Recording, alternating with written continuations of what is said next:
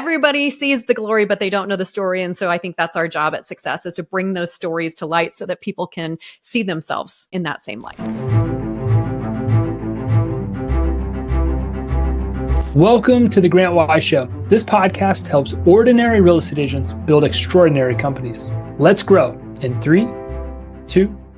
Hey, what's up, everybody? Grant Wise here. Welcome back to the Grant Wise Show. I'm very honored for my guest here today. I've got Amy Somerville. Amy is the CEO of Success Magazine, and you may recognize her. She's got quite a bit of experience in the real estate space, which is, I know, industry most of you are working in. She was a vice president of professional development and industry engagement at Buffini Company, and she was an executive at Remax. She led the professional development, technology, engagement, multimedia production, and education. And Amy lives her life intentionally. So one of the things that I've loved and admired as I've followed her, and she's driven daily by this acronym that she has, which is LIVE, Lead, Inspire, Value, and Empathize. And again, I'm grateful to introduce you all to my guest today, Amy. Thank you so much for being on the Grant Wise Show. Oh, Grant, thank you so much for having me. The honor is all mine. I love it. I love it. So for people that may not know who you are, give us a little bit of the backstory. What led you to becoming the CEO of Success Magazine? Oh my goodness. Right. Okay. So yeah, as you mentioned, 18 years-ish in the real estate industry, super passionate about entrepreneurs, super passionate about real estate in general. I was a team leader. I was an agent, as you mentioned, executive at Remax World Headquarters, where I really got to dive into not only consulting broker owners, franchise owners, and their recruiting, development, and retaining of agents, but also into just the coaching professional development space. And it was always a passion. I have to tell you, there's a little bit when people ask me about how I got to success, it's kind of unbelievable, like almost ordained. I actually have pictures of myself and my current editor-in-chief, Carrie Brown, who was a contractor for me when I worked at Remax, but she posted a photo on social in 2018. And the picture was of my back credenza in my office at Remax, covered with Success magazines. So I've been a student of, I've been a fan of, impressed by, I've been somebody who followed a lot of the Darren Hardys of the world and John Maxwell's and people who were featured in Success magazine, huge fan of their content and their leadership. They taught me a lot about what it was to be a good leader. And in a space where I think, especially as entrepreneurs, where you have to go out and seek your network of incredible people that have profound impact on you, or that you can follow, or you can question, or you can challenge. I use Success Magazine as that mentor, I guess, as an entrepreneur. And then it carried through as a leader, as an employee of an organization, and worked with Buffini Company, still a huge fan of Success Magazine along the side, and a subscriber.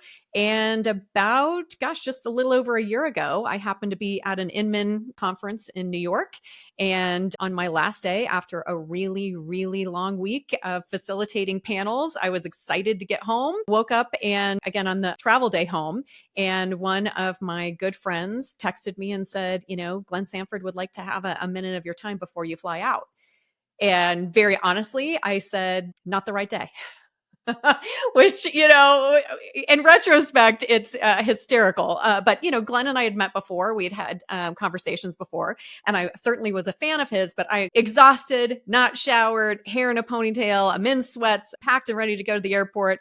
And this good friend said to me, I think you need to reconsider your response to this. Put on a dress you wore earlier in the week, take a perfume bath, and get your ass down here. And I did. It was great advice. Glenn and I ended up having just a conversation about books we were reading and podcasts we were listening to. And it just one of those moments. He's an unbelievable, innovative mind. He's an inspiration in his own right, but he's a big believer in professional development. So we had that in common. We were kind of just, bouncing back and forth. And he looked at me and he said, hey, Amy, do you know Jim Collins? I was like, well, yeah, of course, good to great. And he said, yeah, I subscribe to the Jim Collins way, that you find your who and you figure out your what and your why later.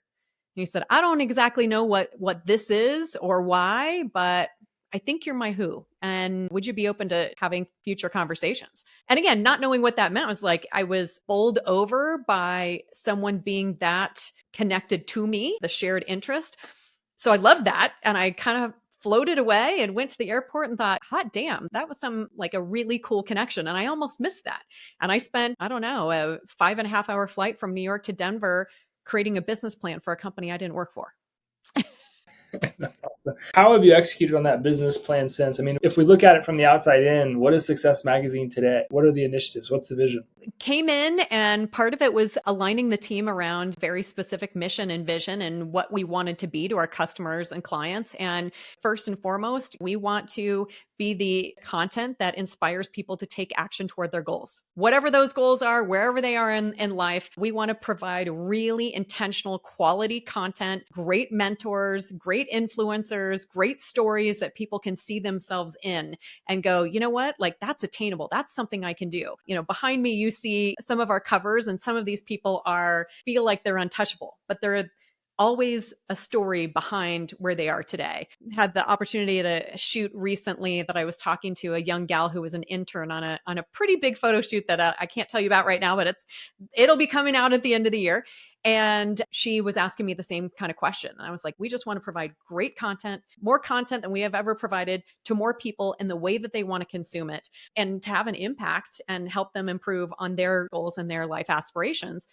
And I said, these people, a lot of people are like, oh, but these are ivory tower type of A-list celebrities, and that's untouchable. I'm like, yeah, but we like to unveil kind of the story behind the story. And she said brilliantly, which I'm going to be stealing and using, but I'll give her this credit. And now I can't even remember her name, but she said, yeah, it's kind of everybody knows the glory, but they don't see the story. And I was like, that's so good. I wrote it on my dry erase board.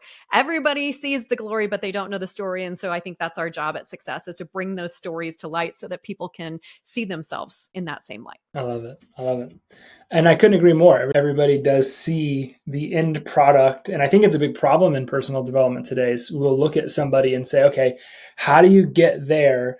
And somebody will maybe even ask an influencer or ask a successful person and say, well, this is what I'm doing today. It's like, well, no. What were you doing 10 years ago? Not how are you, because it just doesn't happen overnight. What were you doing 10, 15 years ago that made you into what it is that you are today? Success Magazine there's always been this allure to me as well, because I think I have not made a living out of personal development per se, but it's something I've obsessed over. One of my favorite quotes about entrepreneurship is first you build yourself and then you build the business. And it's one of the truest I've ever heard. If there is a personal development project, entrepreneurship certainly is that. At least it's felt that way to me for a long time. And Success Magazine has always been, I think, a positive influence in my life. And it's been a great, I think, institution, a great company. So my question normally to people is, Amy, how do you build a great company like Success Magazine? But knowing that, you've been there as long as you have so far, or knowing that you have not been there, obviously, for 5, 10, 15 years, you've been there within the last couple of years. What does it take to maintain a great company? How do you stay great? How do you pivot with the times? Obviously, a magazine company's probably had to make some transitions in how they do business over the years. Just how do you stay great? Yeah, that's a really good question. And I will tell you, there's an intimidation factor being the CEO. Success is a 127-year-old brand, 127 years. And there are unbelievably successful names you would know out there that are big time collectors of the brand, going back, copies of the magazine going back to the 1800s. Like this is a really long-standing, storied brand. And like I said, intimidating, but part of it was sitting down with the team and saying, okay, there are some tweaks and changes for us to be able to stay on top, for us to be able to innovate. We really need to look at this as a 127-year-old startup. And that is looking at the data, evaluating our customer base, our client base, getting super driven and super passionate as if we were growing it from day one. And what does that look like? And still maintain and support the legacy of what success is, and not messing with that part of the brand and what that brings to people, but maybe messing a little bit with the innovation and how it's delivered. So this year alone, that pushed us. In January, we rolled out a new digital magazine. So we effectively became a monthly, 6 digital issues and 6 print issues. Our 6 print issues are in Barnes & Noble and Hudson and at newsstands. So that certainly having celebrities on covers that are a draw for people who are interested in not just walking by and seeing anybody on the cover of Success Magazine, but like, ooh, I know Tony Robbins and I kind of know his story. And today I could really use his influence. And picking up that magazine at an airport or at a Barnes and Noble. Our digital magazine, I would say, are more kind of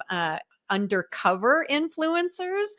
If you're in the professional development space, and we've gotten really, really intentional about the themes for each one of our magazines, whether it's print or digital. So, Jamie Kern-Lima was on our very first digital cover, and she is phenomenal. One of the other things we did, though, in rollout of our startup, 127-year-old startup brand, was reevaluating our relationship with people who were going to be our cover talent and with those that we were covering in features throughout the magazine, which was, we're looking for a mutually beneficial and collaborative relationship.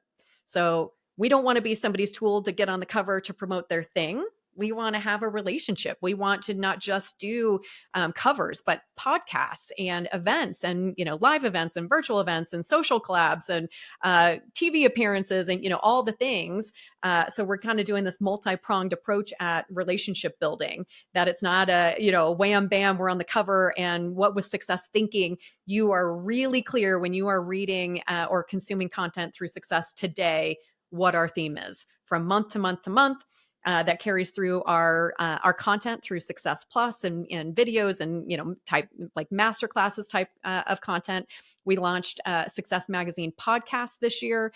We launched our first virtual event this year that was iLead. It was dedicated to women of influence. We have a live event coming up at the end of the year. It'll be our first kickoff live event. We launched an SMS campaign of success quotes. You just like to wake up in the morning and see a quick success quote that reminds you on the professional development side, where you're at. Gosh, Friday we launched Success Bestsellers List. So we are going up alongside New York Times and USA Today to provide Success Bestsellers List based on retailers, but also based on heavily in the professional development space, but several topics, and really excited about getting into that area of things as well. When you're reimagining an iconic brand as much as you can, what's the process? Is it sitting in a room with a whiteboard and saying, okay, who do we talk to? What are we about? Like, can you walk us through that process of reimagining success into what you're building it into today? There have been so many, many workshops, I'll say.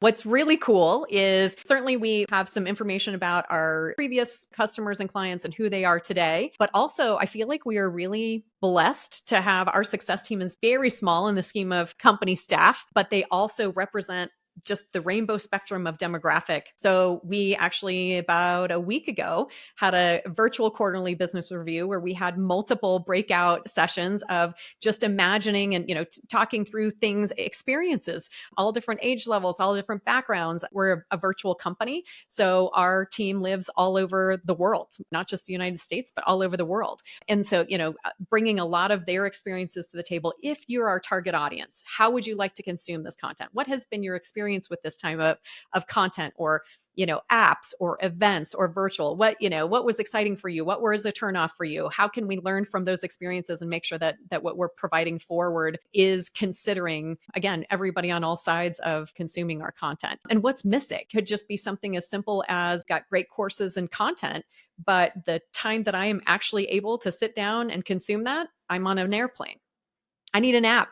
I need an audio. I need access. So we're working through that right now. And some of those things of just how would we like to consume content? What content would we like to consume? And what avatar do we represent of our customer and client?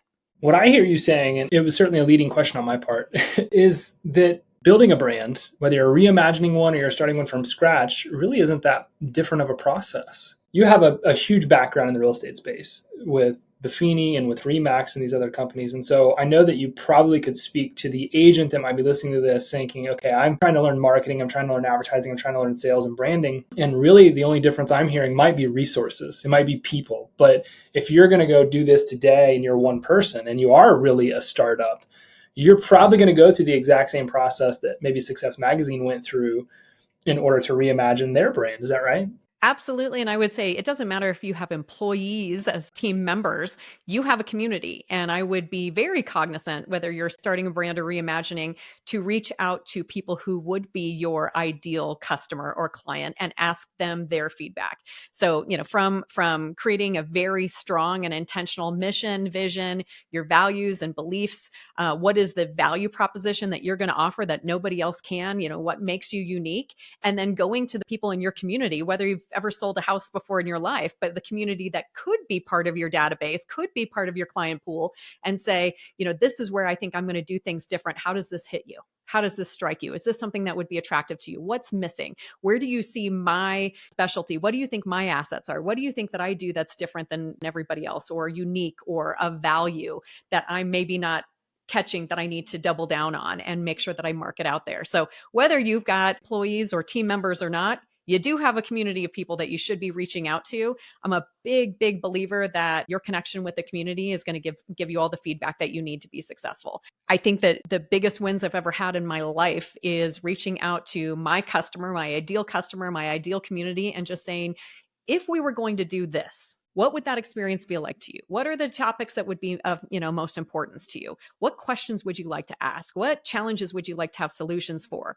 And then you just go deliver that. I have a big problem with what I refer to as crystal ball leadership is, oh, I'm sure if we do this, people are going to love it and jump in and engage. And, I heard about somebody else doing this and it was really successful. Well, if you haven't asked your customer if it's something that they would want and engage in, or, would hit them in the right way, it's crystal ball leadership, and good luck to you.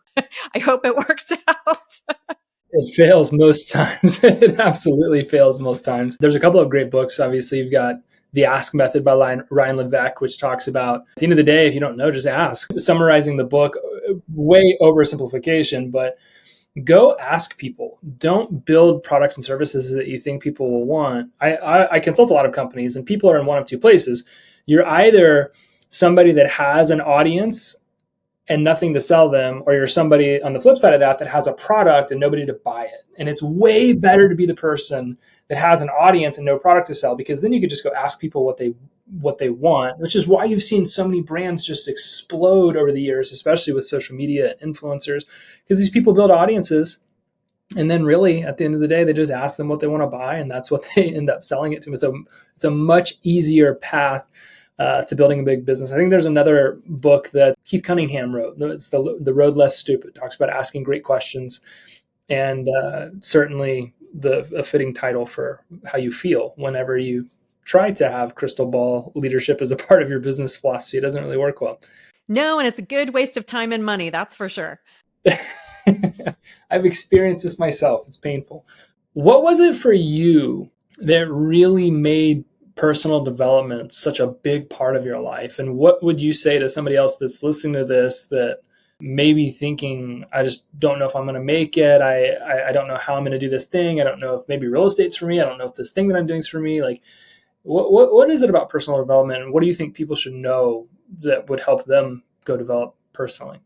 To your point, you have to develop first self before you can have a successful company. And so that continuous commitment to learning, to not thinking you know everything, to being learning based, to learning from people who have come before you and proven that it can be so, even with the challenges and tribulations and getting on the other side of that, like there's so much learning in that. I think what called me to professional development originally was just the fact that as entrepreneurs, there aren't built-in mentors, right? Like you have to go seek those people. And then a lot of times in your industry, great to learn from people from within your industry, but I think can also be more so impactful in sometimes, some areas, is learning from people who are outside of your industry, learning from people who are innovating in a space where you're like, oh my gosh, I don't want to follow the path everybody's been on.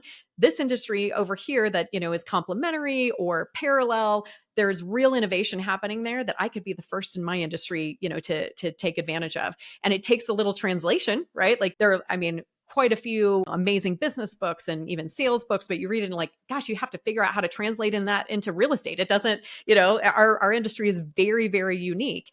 And I would say once you build that muscle of translation from, general business books or, sales approach, you can take that to any industry and learn from the professional development or the legacies and the past of people that you admire and pick and choose and identify things that you can put into your life. So, I mean, I'm a continuous learner. I know I don't know anywhere close to what I need to know to feel like I have nailed it in this world. And I look forward to learning every day from people, and whether it's from personal challenges and triumphs and successes or from others. I think that's what you get out of professional development is the stories behind the glory, and you can take those and put them into practice.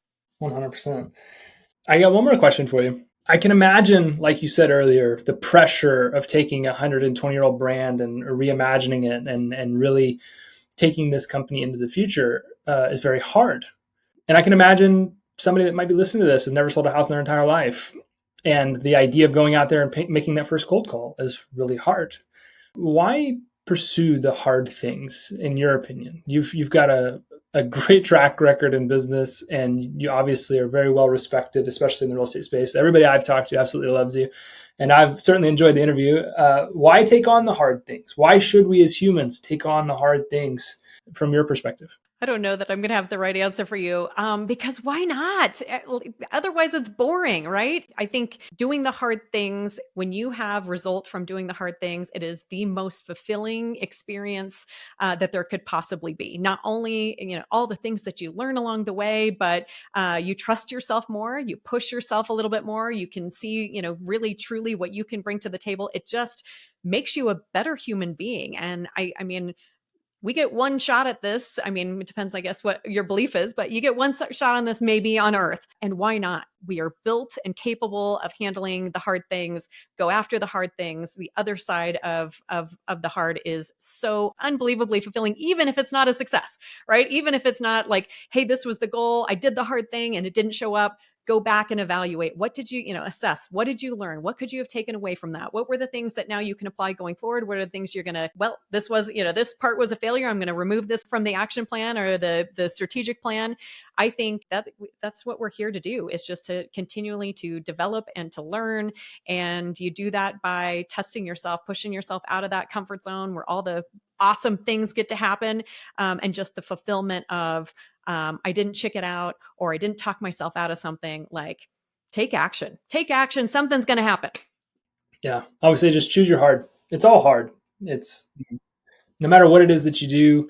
The way I grew up, it was hard. And I just grew up and decided to make different choices. It's still hard. There's just a few more benefits the way that I've decided to go about doing it.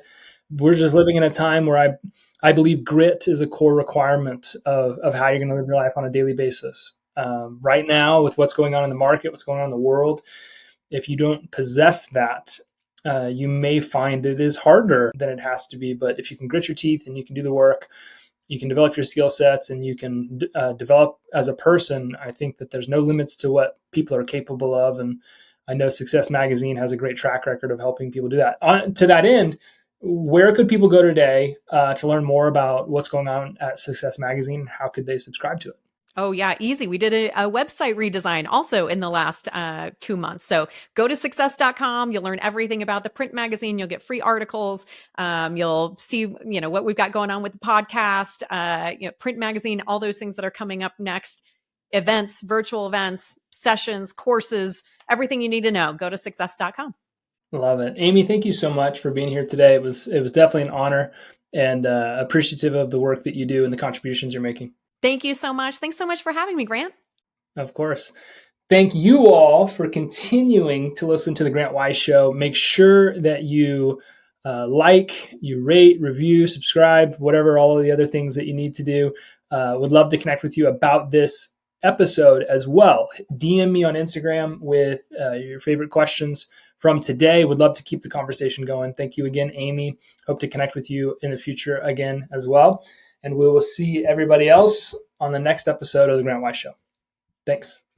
Thanks for listening to this episode of The Grant Wise Show. Please don't forget to subscribe to this channel, leave us a review, and we'll see you on the next episode. Thanks.